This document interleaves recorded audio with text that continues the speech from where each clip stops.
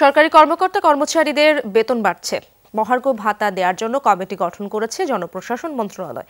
সচিব জানিয়েছেন, কমিটির সুপারিশের ভিত্তিতে ভাতা নির্ধারণ করা হবে।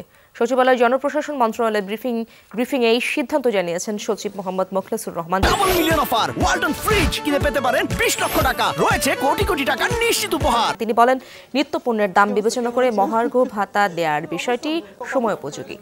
সরকারি কর্মকর্তাদের মহার্ঘ ভাতা দেওয়ার সিদ্ধান্ত নিয়েছে সরকার। বেতন স্কেল অনুসারে সর্বনিম্ন থেকে সর্বোচ্চ কর্মকর্তা কর্মচারীদের এই মহার্ঘ ভাতা দেয়া হবে। কর্মকর্তা ও কর্মচারীদের আলাদাভাবে 2 ভাগে ভাতা দেয়া হবে। পেনশনরাও মহার্ঘ ভাতা দেয়া হবে।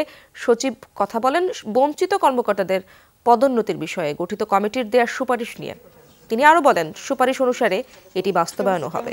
প্রধান উপদেষ্টা দেয়া প্রতিবেদন অনুসারে জনপ্রশাসন মন্ত্রণালয়ের নির্দেশনা আসতে 1 দিনের মধ্যেই প্রজ্ঞাপন জারি হবে। আমাদের যে কমিটিটা করা হয়েছে, এটা জমা দেওয়ার পরে যে শেষ হয়ে গেছে তা না। এই একটা 15 দিন টাইম দিচ্ছি। এই টাইম সব মন্ত্রণালয় থেকে আসলে গোছায় আমরা ওই কমিটিকে দেবো। ওখান থেকে আবার যারা বললেন যে অন্য ক্যাডার, তারাও পাবে।